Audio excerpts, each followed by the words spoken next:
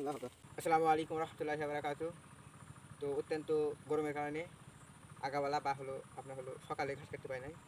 তো বিকালের দিকে ঘাস কাটতে এসেছি। তো বেশি কথা বলবো না, কারণ আকাশের অবস্থা খুবই খারাপ, অত্যন্ত গরম, মানে থাকা মুশকিল হয়ে যাবে। তো আসরে সালাত আদায় করার পরে চলে এসেছি ঘাস কাটতে। তো এগুলো কাটবো। তো এই জায়গায় এই ঘাস কাটবো। ওই পাশের ঘাস এক সাইড কাটা হয়েছে, এই পাশেগুলো এক সাইড কাটছি। কাটার পরে এই সাইড একটু সরে ছিল, তো সরে থাকার কারণে কাটতে পারি নাই বা কাটি নাই এক কথায়। তো আজকে এগুলো কাটবো, কাটার পরে আগামীকাল থেকে কাটবো। তো কাটা শুরু করি। আর একটা জিনিস, বাজে কত? 5টা 5। 5টা 5। তো আমরা আধা ঘন্টার ভিতর কাজ কমপ্লিট করতে পারি নাকি, একটা চ্যালেঞ্জ। তো বেশি কথা বলবো না, কাটবো। বিসমিল্লাহ। আসলে কোনো জিনিসের উপর চ্যালেঞ্জ বা কোনো জিনিসের উপর টার্গেট লেখা করলে কাজটা আপনার কাজে লেগে গেছিলাম অর্ধেকখানি। তো আজকে দিচ্ছি, অত্যন্ত গরম, দেখেন গরমের অবস্থা, এখন গা ঘেমে গেছে।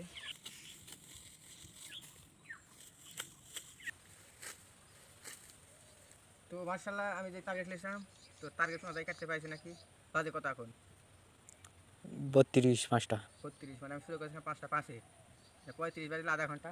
তো মার্শাল্লাহ আলহামদুলিল্লাহ কাটতে পেরেছি। তো যা কাটছি আমার এক বস্তা হবে না। তো এই আলে একটু ঘাস আছে, আর ওই মাঝখান থেকে একটু কাটবো। তো কাটতে এক বস্তা করে নিয়ে যাবো। তো মার্শাল্লাহ ঘাস কাটা শেষ, এই যে একটি বাড়ি থেকে।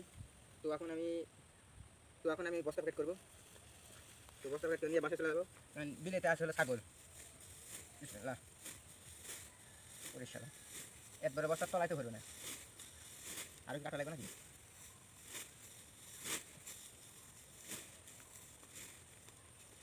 ঘাস কাটতে একসাথে মনে হয় আমি ঢুকলে বস্তার ভিতর বস্তাটা ভরবে না।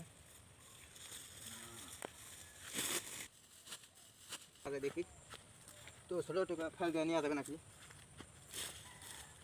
কত বড় একটা ছোটো ফেল দেবো দিয়ে নিব ভিতরে। মানে ঘাসটা আমার নেওয়া লাগবে। এখানে ছোটো ছোটো ফেল দিয়ে নিলাম বস্তার মাপে। তারপরে বড় হয় নাকি দেখি, না বড় হয় নাই।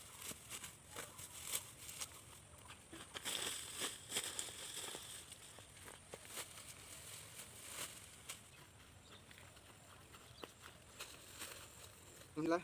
তো বস্তাটা একটা শেষ। তো এখন বাসার দিকে যাওয়ার পালা। তো একটা জিনিস দেখেন, ঘাসের বীজ, এই যে দুইটা নেবা কেটে নিয়ে গেছিলাম, নিয়ে বোনার পরে ওটা পুষে গেছিলো।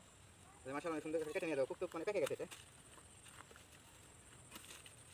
কত সুন্দর।